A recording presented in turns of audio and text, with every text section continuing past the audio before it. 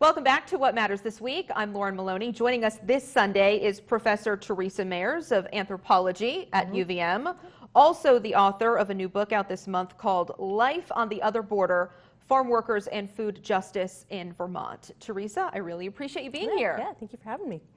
Okay, let's talk about the book, but first of all, why this topic and why were you so interested in studying the realm of food? Yeah, so I think one of the things is that food connects to everything. It connects to our economy, it connects to our policy, it connects to our own identities. And one of the things that I'm really interested in is this sort of contradiction where individuals who are often helping us be food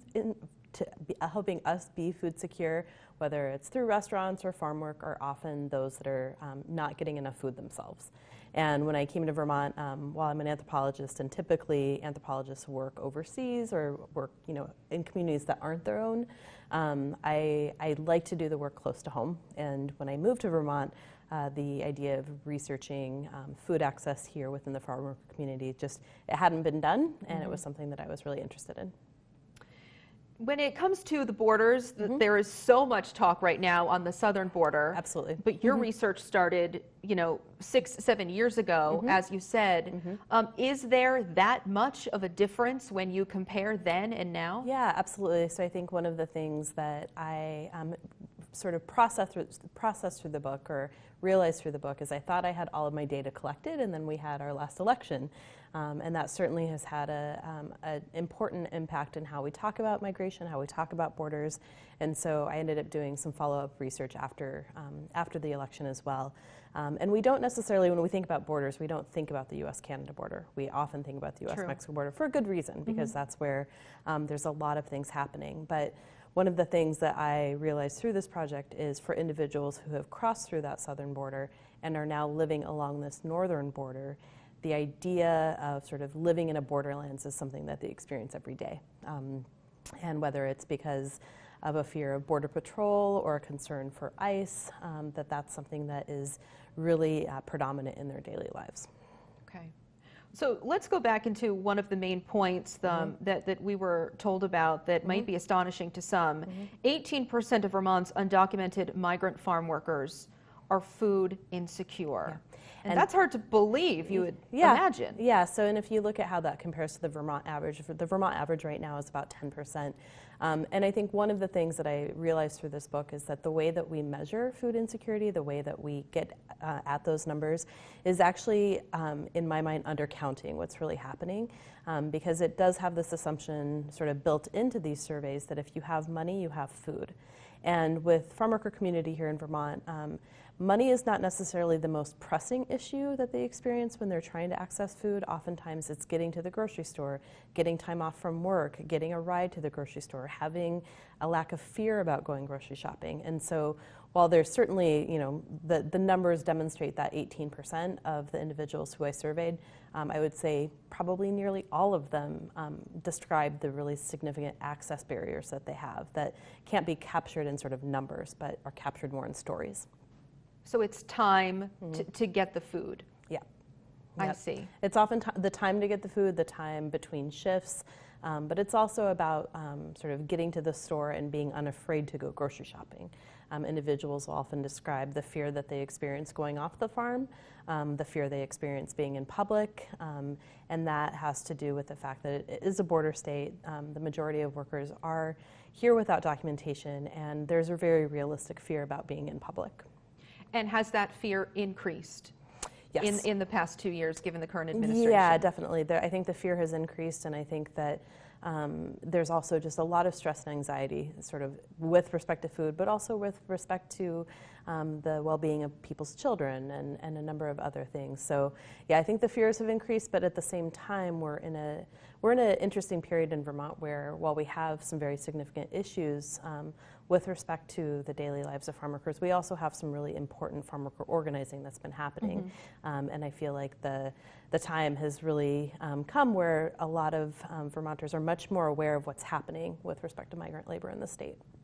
Was this one of the more surprising things you found out was this an avenue you expected to really dive into? Yeah, it was. It was what I set out to research, but what I think I was surprised by is all of the different connections that you can make through food. And so one of the things that I became very interested in is how food insecurity and hunger in Mexico or in Guatemala was often some of the reasoning why people have migrated to begin with. So definitely having a concern linked to poverty and linked to some of the economic challenges back home is often what is encouraging people to move in search of work. And so I think I was surprised not necessarily by the results, but I was surprised at how many things then sort of fell out of those results and the different connections that started to be made.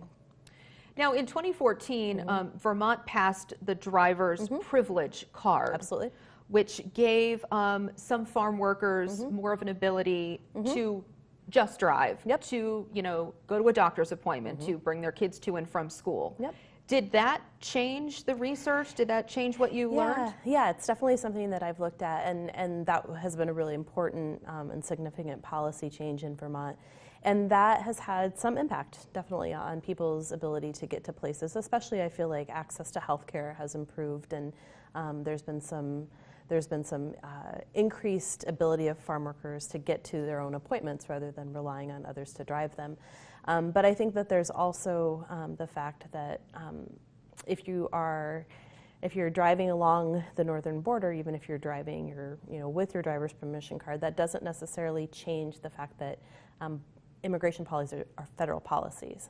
We have a state policy that allows for driver's licenses, but that doesn't do anything around immigration policies at the federal level. Okay. And you do mention that there has been progress. Would the people you interview said it's enough?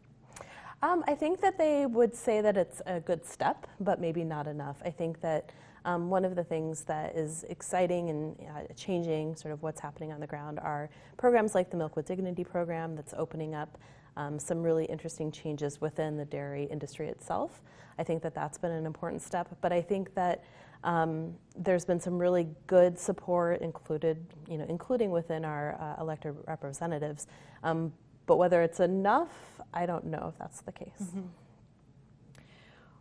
Is this something that Hunger-Free Vermont should know about or is aware of? Yeah. Are they getting involved? Yeah, absolutely. So Hunger-Free Vermont has been a really a great resource for me to talk to. They organize hunger councils at the county level, and I've had the chance to present at a couple of the counties specifically that have larger farm worker communities, so both Addison and Franklin County. And yeah, they definitely have a concern for how hunger is experienced across different cultural lines. And so they've been very interested in this research. And actually, some interns that I supervise with a farm worker gardening project just presented there on Monday. And so they've been really receptive to the research and also really interested in how they might consider the needs of this community in their work that they do. Are you hopeful that change is coming sooner rather than later or can be seen? I'm hopeful, yeah. I think I'm definitely hopeful. I also recognize it's a very difficult time right now nationally around immigration issues. And so while I'm hopeful and I think there's some really exciting possibilities here in Vermont, that doesn't necessarily hold true for the nation. Can you compare dairy workers in other states? I know when we talk about New York State, and you had mentioned earlier that dairy workers is much different than when it comes to the fall and it's apple picking season. Yep, absolutely. Yeah. So one of the things is that's very different is that dairy workers are not seasonal workers. It's year-round work, and so things like the H-2A visa program that do bring people into the food system in Vermont, those programs don't apply to dairy work, and so there's very few legal pathways into dairy work if you are a farm worker from Latin America. But we definitely see a growing reliance upon Mexican and Latin American workers in really big dairy states, including Wisconsin, including California, even some here in New England, other than Vermont. And I think that there's been similar experiences of some of the concerns about how, especially sort of ramping up immigration policies will have an impact on the livelihood of those farm workers, but also of the farmers themselves. What else can people expect with your book? What else really surprised you? Yeah. So I think what they can expect is a lot of stories. So anthropology as a discipline, we are often known as sort of storytellers. We collect stories, we share stories, and so what I tried to do in this is to make farm worker lives more understandable. And also show all of their experiences outside of just work. Mm-hmm. So a lot of narratives of family, a lot of stories about their memories of home, and so I would like to think it's a pretty readable book. It's not, while it's an academic book, it's not sort of chock full of facts and figures. There's a lot of stories in it as well. And what are you hearing from that community, the migrant farm worker community? Yeah, so a lot of this work, I do some applied work in the community as well, specifically in partnership with UVM Extension. And I think, you know, the individuals that know that the book was out are excited, that I think that this comes at an important time. And I think that there's definitely a growing appreciation that the struggles as well as the resilience of farm workers is becoming more visible. Was it easy to get the interviews? It was, only because of some of the connections that I have. Sure. So because of some of the applied work that I do, I have built upon relationships that have been built over many years, especially with my colleague in Extension. And so the interviews were, of course, I think the hardest part was scheduling them in between milking shifts. But in general, I think people are very willing to talk about their experiences and like to share stories about their family. And I really only started doing the interviews after several years of being in the field and meeting people. And so that relationship was there? Yeah, the timing was important there. Okay. Well, it's definitely relevant. It's definitely an important topic now more than ever. Yeah, so I certainly appreciate you being here. Thank you so much. Yeah, thank you. We'll be right back on What Matters This Week.